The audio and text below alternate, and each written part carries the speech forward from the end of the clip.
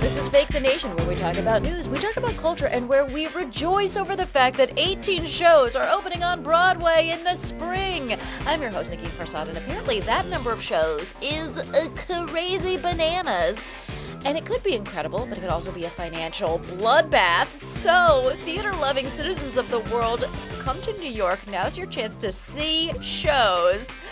I don't think I've ever done a public service announcement for Broadway before, but I felt the need. So there it is. There you have it. And today, we're not going to talk about Broadway, but instead we're going to talk about what being sober means, because, spoiler, it doesn't mean fully being sober.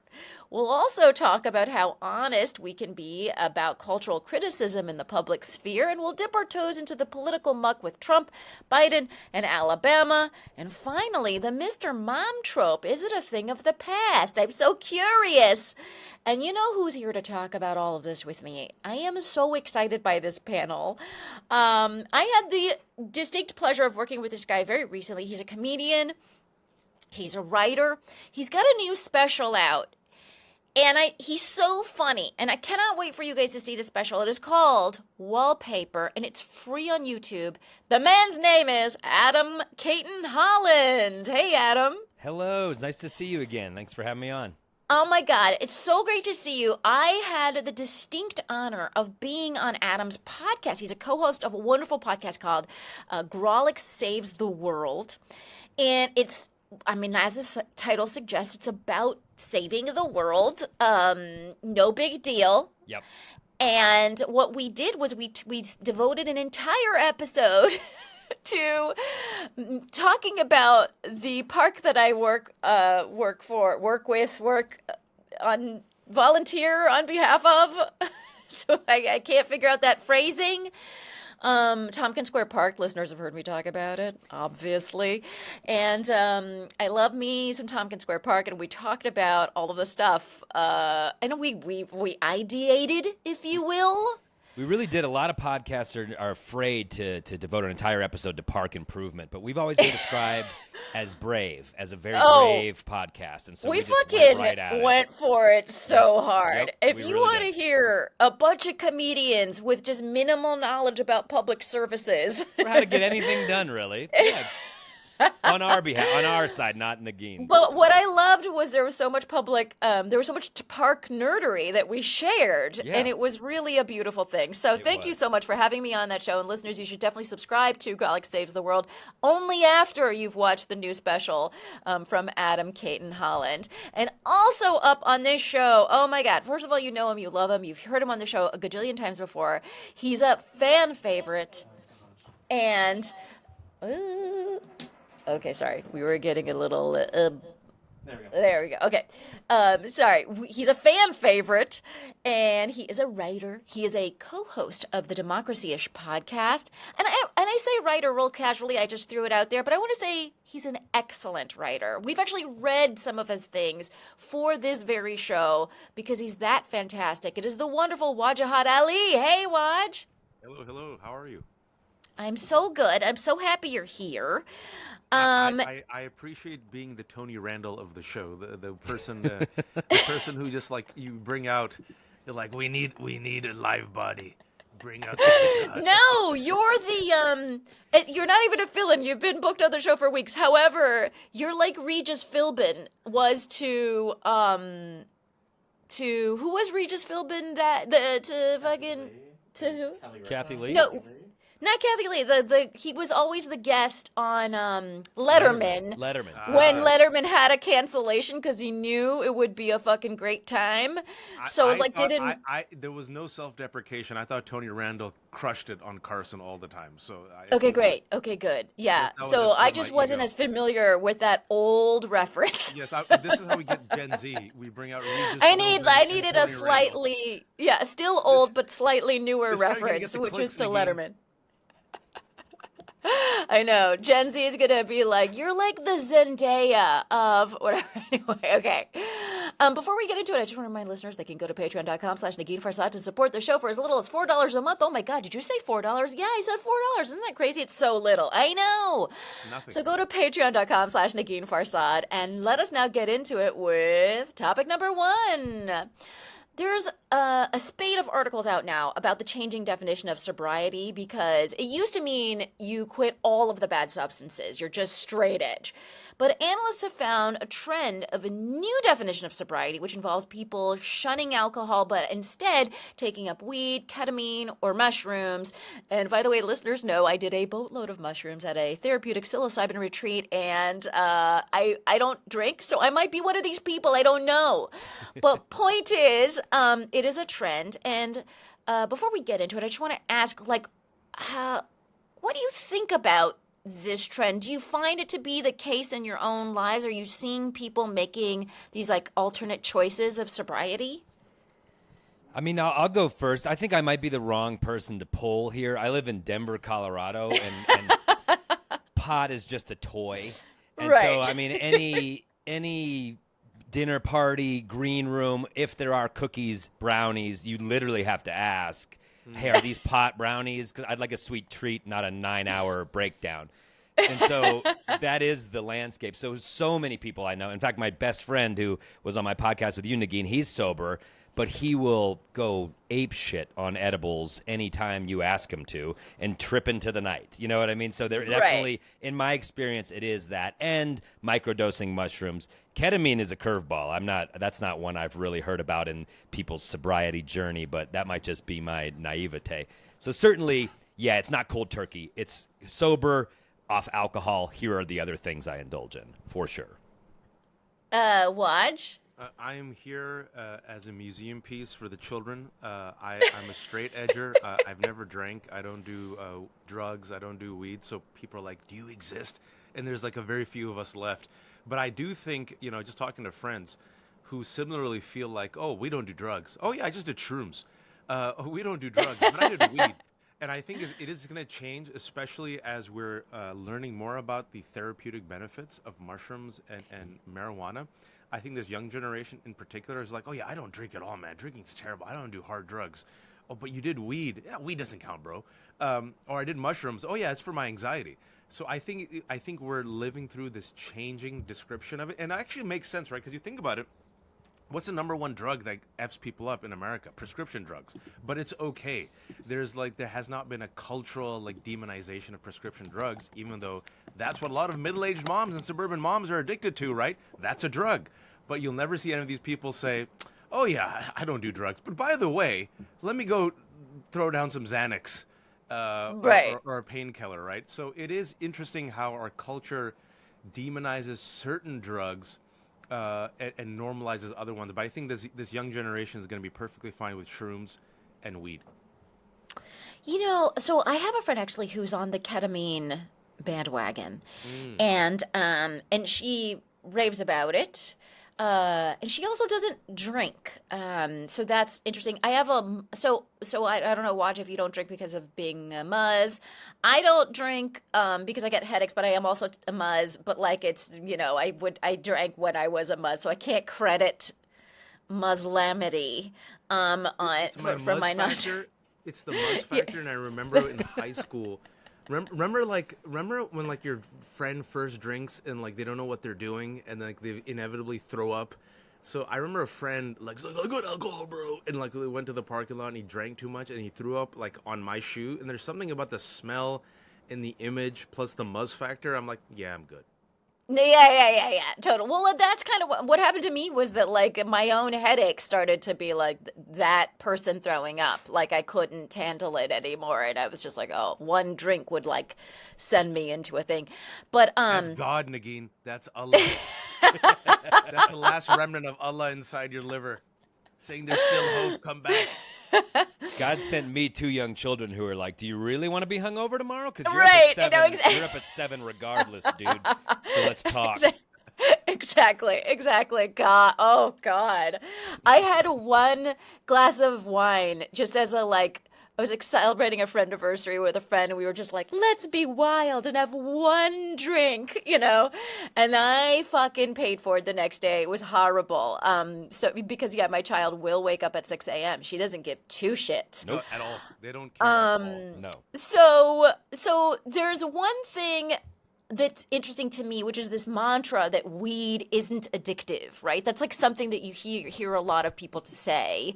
And I dated two dudes in a row who were potheads. And after dating them, because for me, it's like one of those, weed has always been one of those things. Like I literally have tried to form more of a regular relationship with it, but I forget and I don't take it. And like, it's like I just can't make it a regular part of my life in any way, despite actually having tried.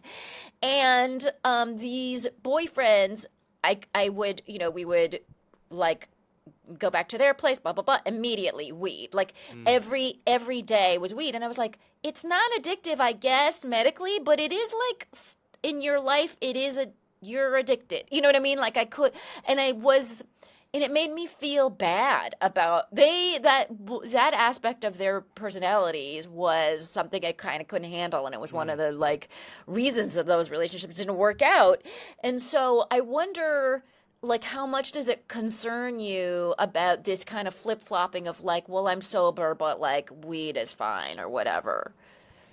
It kind of concerns me a little bit because certainly around here, there is a big, especially now as a parent, there is a problem with these weed brownies, these weed chocolates, these weed gummies that, they try to monitor how they can package them, how it's presented, but inevitably it looks like candy. And so Right. it does. I do worry about children getting this ahead of time and not finding it when they're 15 or 16 and expanding their minds, but just getting hurt by it.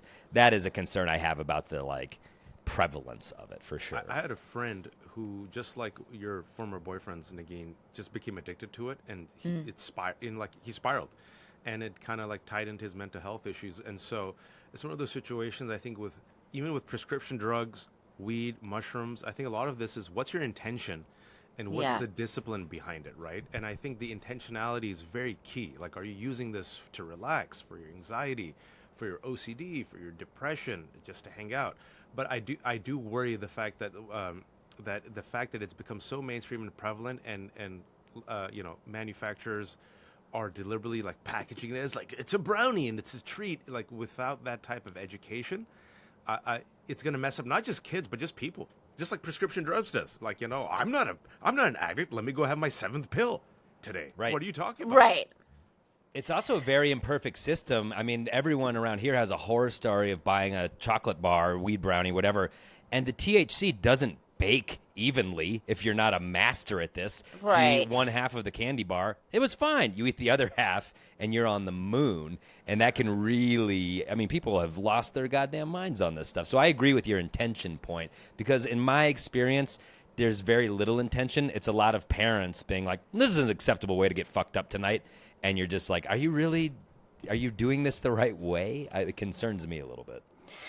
Okay, so I feel my like Colorado card for saying that. I know you have to move now. I don't even ski either. I'm wasting real estate. Next thing you tell us is you don't like trees or something.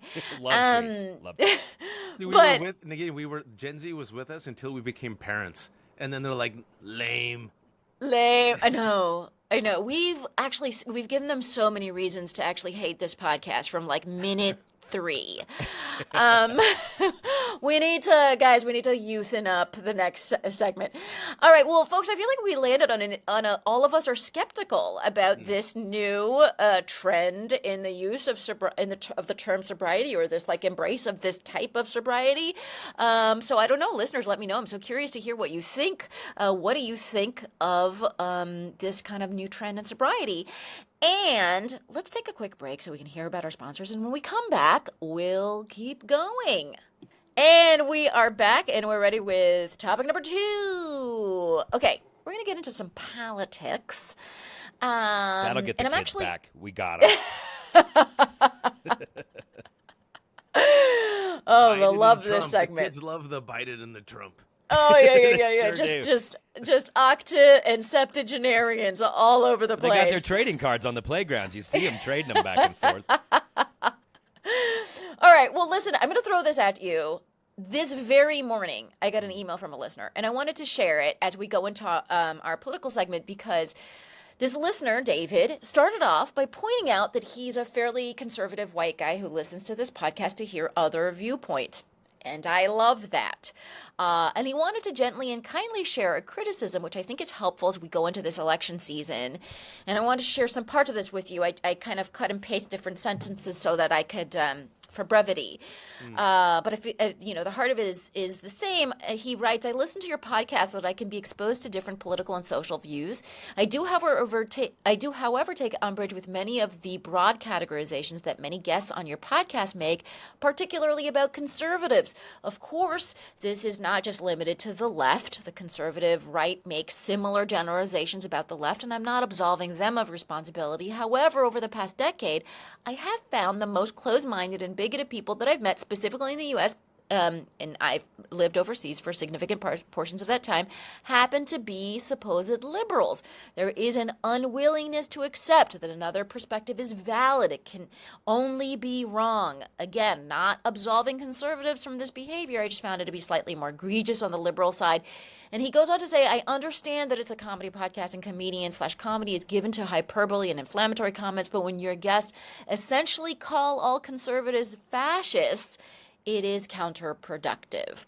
Now, first of all, David, thank you so much for this. I don't often get emails from conservative listeners, and I didn't read the whole thing, but this was just, I think you can tell from the excerpt that I did read that this was really thoughtful, it was really well-reasoned, but most of all, it's an excellent reminder going into an election season that if we want to attract people to what we think is right, we have to do it with more sugar and less, sticks that have been dipped in arsenic, So I guess with that spirit,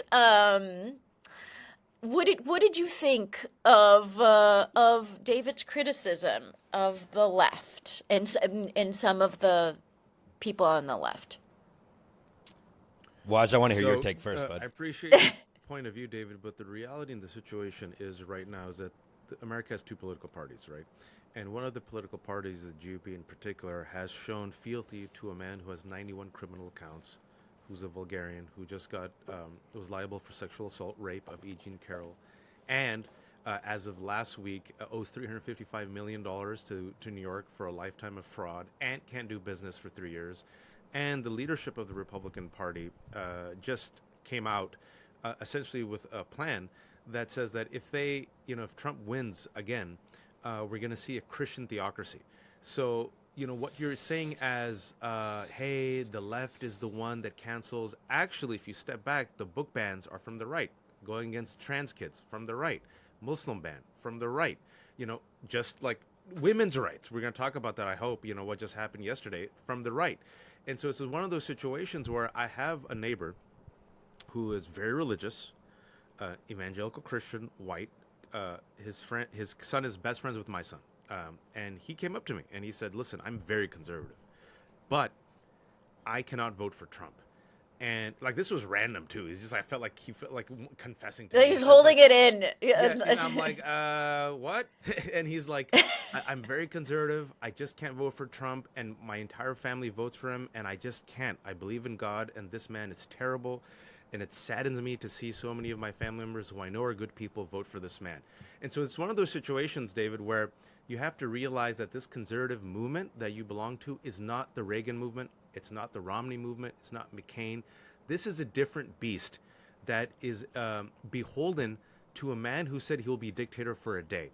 And if you think that, white Christian nationalism is going to be good for you, fascism is good for you until you turn against it, and then it comes after its own.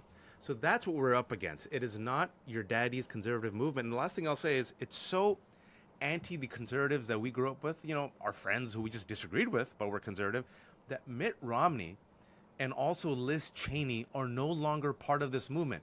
The Conservative Party has vomited them out. This is not a conservative movement. What we're witnessing is a right-wing authoritarian movement that wants power by any means necessary. And so that's what we're talking about. I also just want to mention that he did actually explicitly say in the, I know you're talking generally to the audience, but also specifically to David, that he is an anti-Trump person. He's an anti-Trump conservative, so he's probably, hopefully he'll have the opportunity to vote for someone like Nikki Haley or whatever, as she is apparently vowed to stay in the race.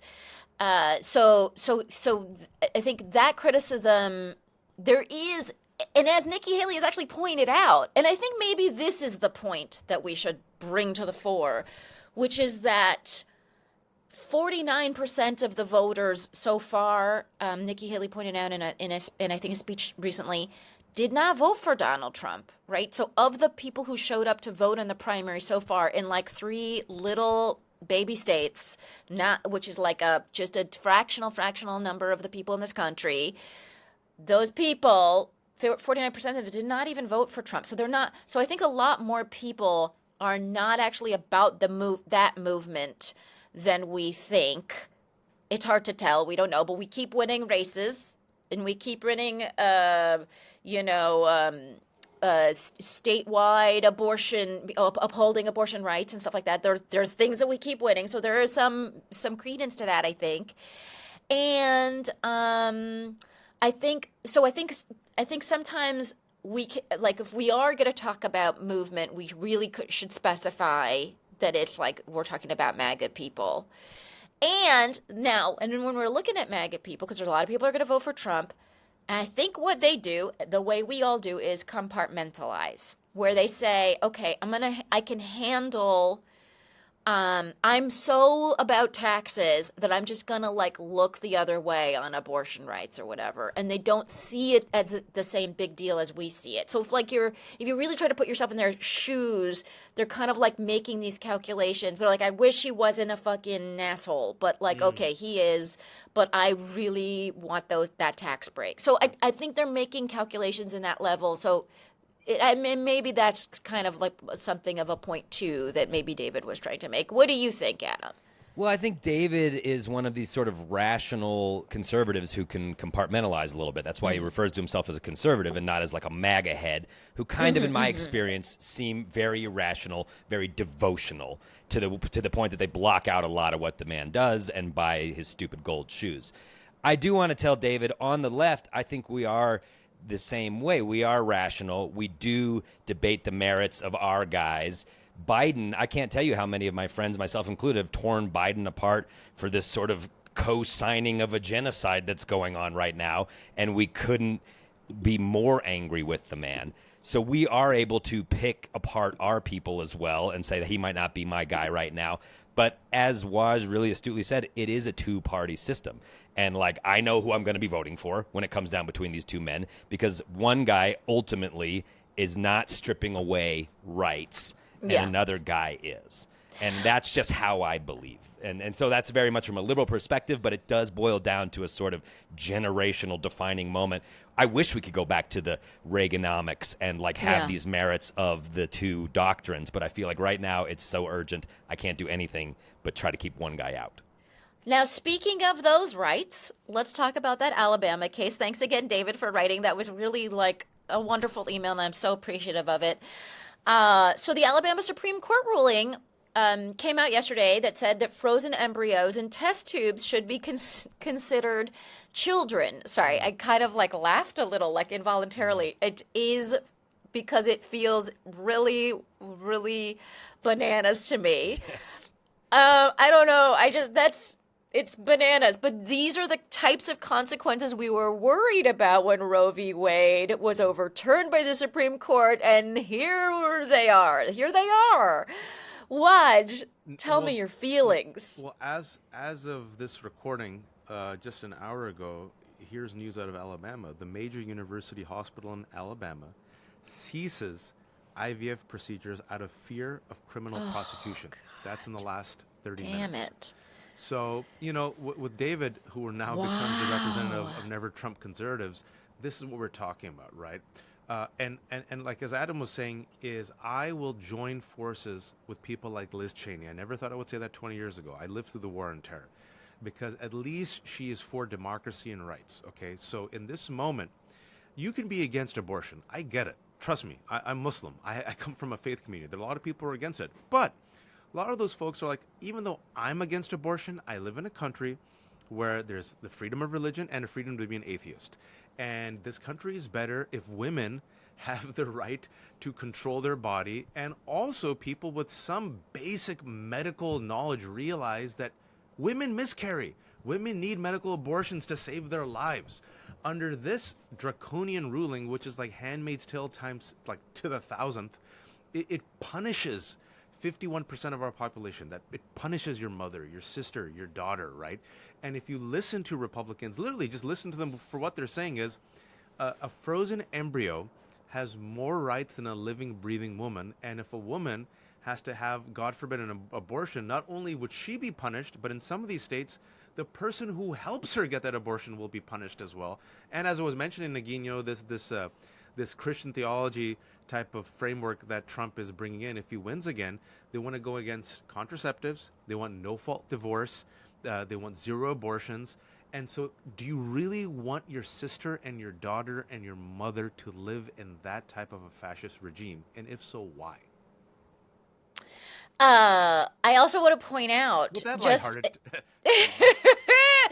I think we definitely got the kids back with this segment. Anyway, Taylor Swift, what's she wearing? Did she do IVF? So I did IVF, and not to brag, I have like 5 embryos in a freezer. Yeah. That Those I Iranian continue. eggs. Yeah, what? And I also like don't plan on using them, but I just keep paying for that storage fee, which is a really fun, weird psychological problem I have. I feel extremely deeply for the women in Alabama who are getting their treatment at that fucking facility that is now ceasing operations because it is so difficult to have to do IVF in the first place. Nobody wants to have to do it. And we're just in this situation where fertility rates are dropping, like women are having children later because of a ton of reasons, capitalism. And we need the technology to make all this work. Population rates are declining. Like, we need to make this work, you know what I mean? And it's so difficult to do it, and I cannot believe that this case is, like, impacting the lives of these women in Alabama who have to go through this miserable thing in order to be able to have children that, like, we as Americans who want to replenish our population for tax-based reasons, if not anything else, Right. we should be supporting like stuff like IVF that makes it possible for women to be able to have children. So it's wild. Adam. Yeah, I mean, it's so impossible not to go to 1984 levels right now. Waj, you were saying we're Handmaid's Tale times 10,000. I couldn't agree more. And if, you know, to the Davids of the world, you're seeing what's happening with the MAGA Christian right.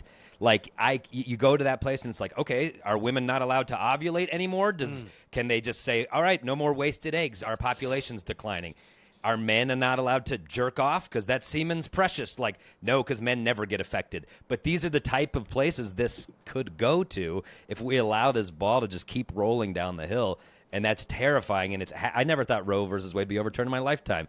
Civilized countries don't take away rights, they add rights. And it's just happening left and right.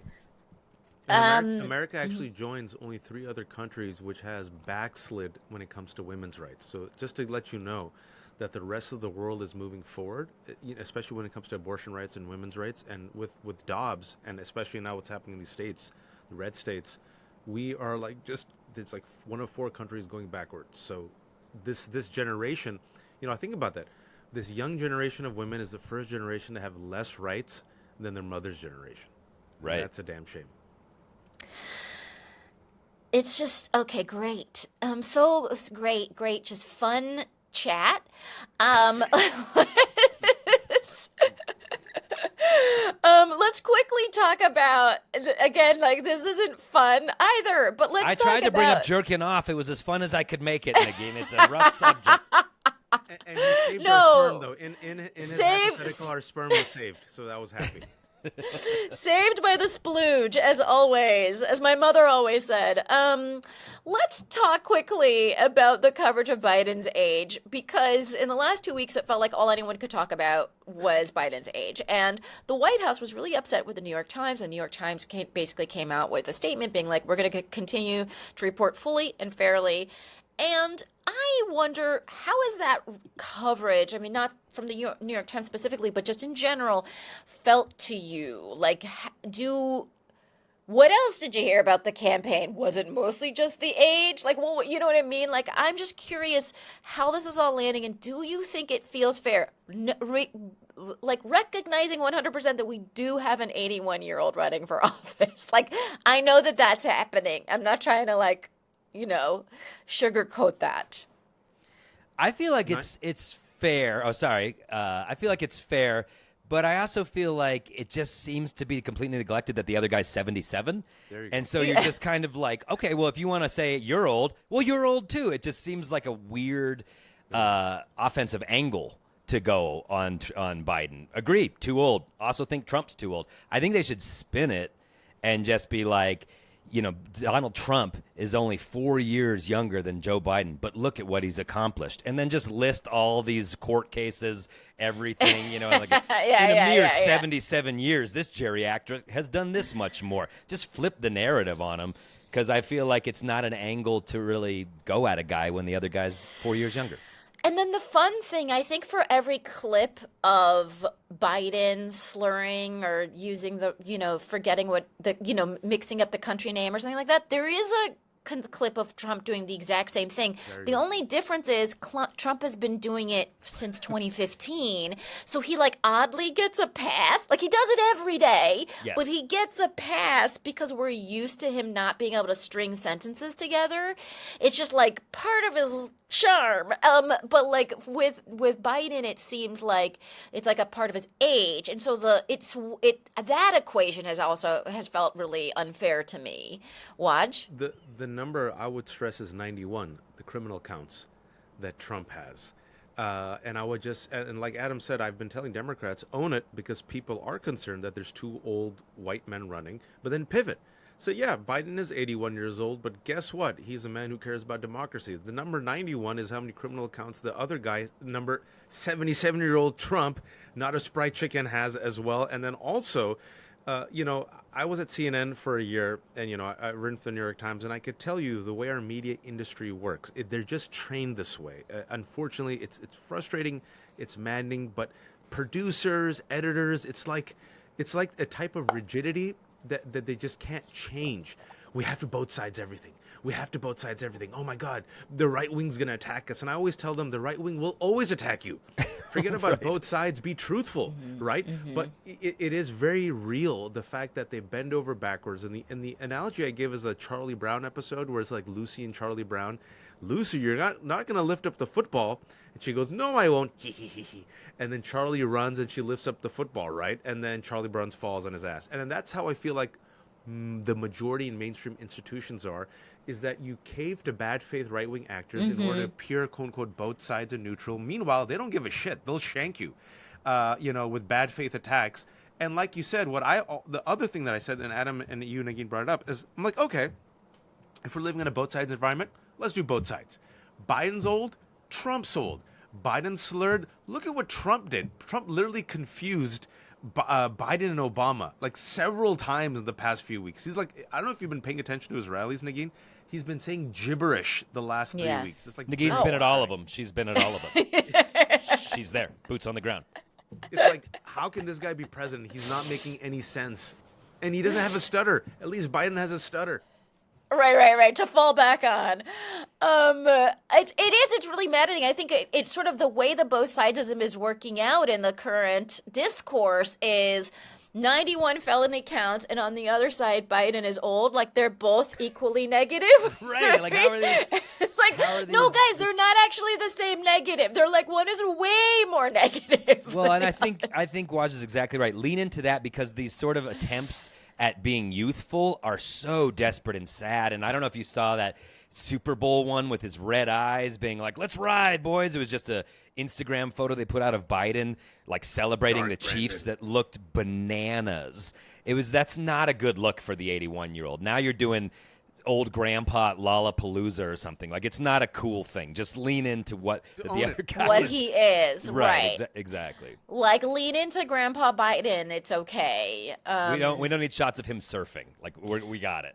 I always feel like the last thing I'll say is yeah. I said this even in the last election. You're two old men. Grandpa Biden will give you cornbread and like you'll be stuck in the kitchen listening to a long story.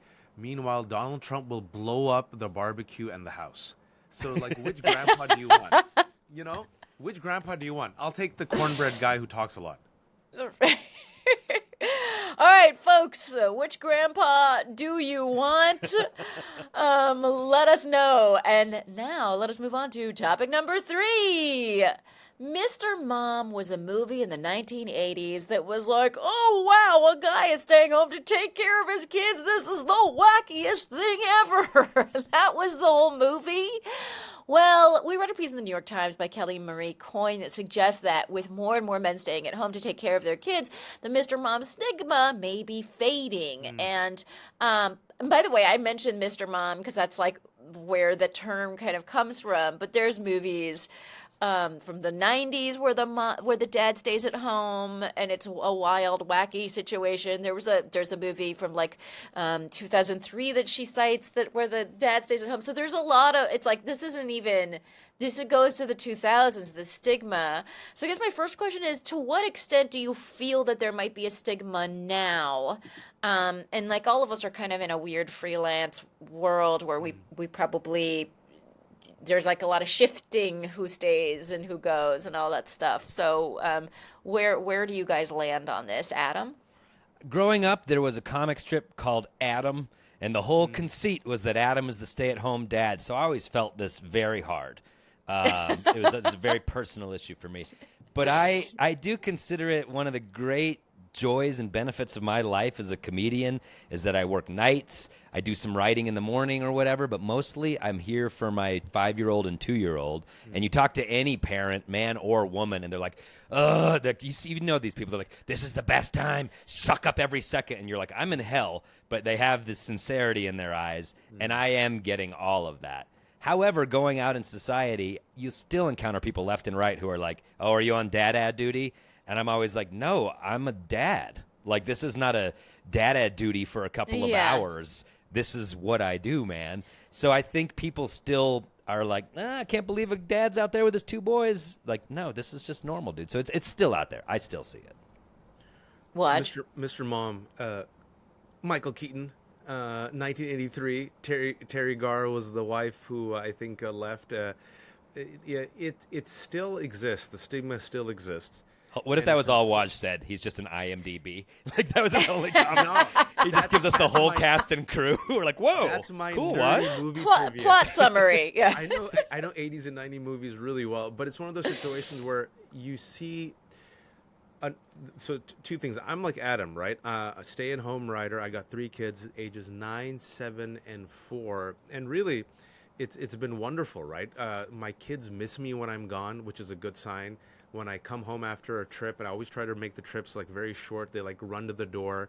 And like Adam said, when I was in my 20s and I was single, you know, a lot of folks in our industry, if you will, I've never met anyone, man or woman, who sits there and goes, you know what, it was awesome when I was traveling during my child's youth and I missed it. That was great. I've not met one person to this day. So I always try to internalize that. I'm like, maybe these people are onto something. Like, maybe you should stick around. Maybe these years go really fast. And so I've tried to do that with my wife, and, you know, I don't regret it. Yeah, it might have hurt my career a bit, but I stay at home, I get my work done, I spend time with them, I do the hobbies. So I think our generation is slowly changing it. And also, like you said earlier in the episode, capitalism, it is impossible to have a single income family nowadays. Yeah. It just is. So even if you want to be like, go become traditional, the dude will be like, hey, I know you're like raising our kids, but can you work also? Like, you know, that causes problems also. And then the third thing I'll say, that what I'm really worried about, though, Negin, I don't know if you saw this data point that came out, I think 2 weeks ago. It showed young women, and this is we get the Gen Z back. All right, young women almost twice as much liberal as men. Men are going hardcore conservative, and like literally, it's like a total dip in the opposite. It's like this for the men, up top for the women. And I'm really worried. I don't know if you follow this because I follow these alt-right spaces, the right wing. They are getting men with this idea of a toxic old school masculine narrative that men have to be men and look at these pussies staying at home and, you know, male dads. And they're getting the women saying you have to be a trad wife. So I'm really worried. This is a trend for people listening. Just watch out in the space for the next 5 to 10 years. There's a lot of guys like me and Adam, but there's going to be young folks there who are going to be radicalized because, you know, this type of equality is seen as emasculation. I wonder. Look, and I think you're right. Because I've heard so much too about the trad wives trend. It's a huge like TikTok, Instagram, whatever world. And it's like some of it's like I make pies or whatever, and it's like kind of innocuous. And then some of it's like, no, I ask for permission from my husband when I want to go somewhere. Like it's like like really weird. And so I am concerned about that, and I also wonder if it's like again and this is what I think about the Trump mania in general is that it's like kind of just the like last death throes of change where the change is happening. It will change. Men will not be the sole breadwinners. It's changed. That actually has already changed. It's over. You know what I mean? And these little movements with like trad wives and like the kind of alt-right masculinity dudes and their popularity feels just like a last desperate attempt at clutching onto a thing before we all just accept that it's just changed. It's hard for people to accept change, so they have to build a TikTok around it. But like I think it is, I don't know. So I wonder if you're wrong and it'll start to dissipate. I don't know. But I remember reading something. Go ahead. No, you go. We're both so polite. I remember reading something about this whole Trumpism and sort of the last gasp of the rich conservative white male. And there's many more factors into this. There's racism, there's all of it. But I remember reading it. It was this very macro view of like, yes, the socio-political economic landscape is changing. White people are not going to be in the majority forever. And this is like a furious last gasp of people clutching at every right and every power and everything that they could have as the entitled class. And it will pass. The wave will wash them all away. Will it be 100 years and we all live through hell because of this furious last grasp? Maybe. But the wave will wash them all away. And it's the only thing I ever read that gave me any peace at all. So I think, Negin, you're right. These movements we see on TikTok are these alt-right trends, and they might be getting more airplay of like an incel or something like that because it's just like good clickbait. But the wave's going to wash it all away. That's what I hope. That's how I go to sleep at night. Yeah, and it sort of feels a little bit like the Prohibition era, like the temperance movement, or those things that sort of like, they were last gaspy as well. They were big movements. They did some damage, you know what I mean? But they were the end, basically, of Right. those things. And it could fuck my life and my children's, but maybe it'll get better.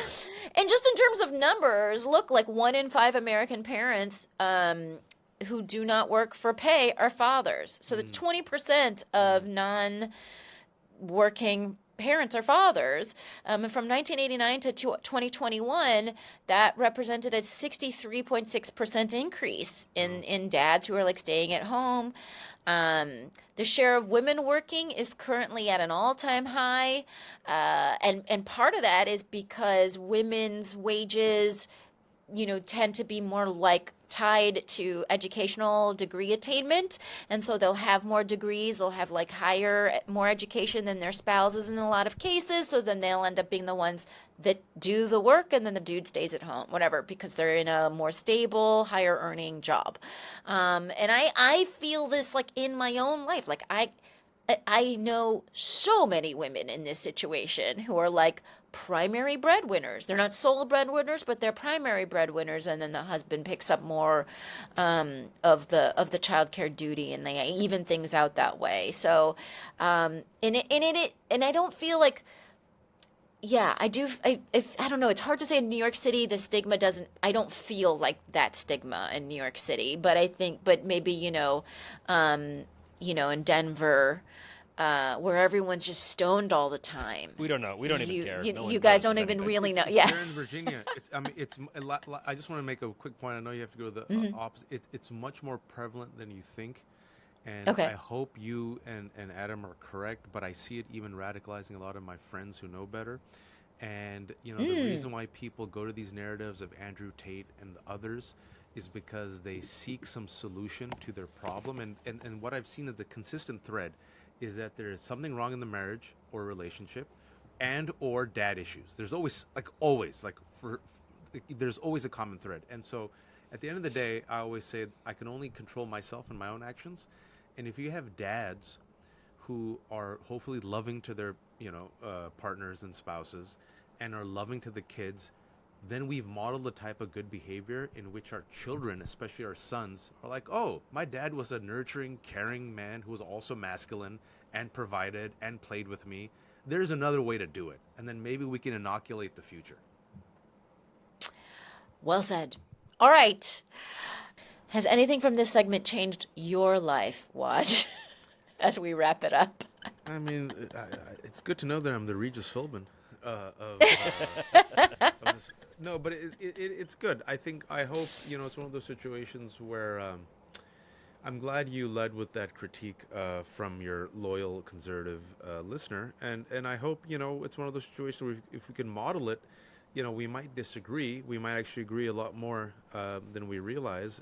Sometimes words are said and we demonize. I'm a Muslim. I'm a son of Pakistani immigrants. Trust me, I know something about demonization in the United States of America. But at the end of the day, we're all trying our best. And, like I tell people, listen, we have to live in this country together. And even if you did vote for Trump once, but maybe if you could come around and you see, hey, this is damaging to so many people, then it's up to me to be the better person. And like I say it this way, Negin, is like the caravan has to move forward, but I'll always be there in the caravan with my hand stretched out. So if you ever want to join, I'll be there. And that for me is the best way I can be. That's the balance for me, right? That's the way I can simultaneously have the courage in my convictions and fight for democracy against forces that are against it, but at the same time hopefully show some grace and hopefully some forgiveness for someone says, okay, I was a little bit late to the caravan, but I'm trying to catch up. Beautifully put. Folks, that is the end of the show. I want to thank both of you so much for joining me. This was so fun. And I mean, like, Gen Z loved everything we had to say. So we fucking my numbers, nailed I've gotten it. so many new followers. It hasn't even come out yet, and my phone is blowing up. It's insane. All these 19-year-olds. It's great. This is huge for me. Yeah, that's just the power of just like a nice political chat on Fake the Nation. My BlackBerry is buzzing. I would love for the people of Fake the Nation to be able to follow you and all the wonderful things that you do. Watch. Where do they do that? You can read my book. It's called Go Back to Where You Came From, and other helpful recommendations on how to become American. It's out in paperback. You can follow me on the Twitters at Wajahat Ali and at Threads and Instagram at InstaWajahat. Do all of that. He's a font of information and insight, and it's just wonderful to be able to read his good works. Adam, where do people find you? You can check out my new special wallpaper on YouTube. You can check out my podcast, The Grolic Saves the World, and on all the socials at Cayton Holland. And folks, you know where to find me and all the things that I do. And I want to remind you to go to patreon.com/Negin Farsad if you want to support the show. And don't forget to leave a review on Apple Podcasts or Spotify or wherever you listen to your podcast. It really helps people find the show. And I want to thank everyone who makes the show possibility. That's our wonderful producer, Andrew McGuire. Thanks to everyone at HeadGum for making this show a reality. Thanks to Gabi Alter for our theme music. If you have any questions, concerns, thoughts, you want to write me an email the way the way David did, you can email us at fakethenationpodcast@gmail.com. And otherwise, we'll be back in your earballs next week.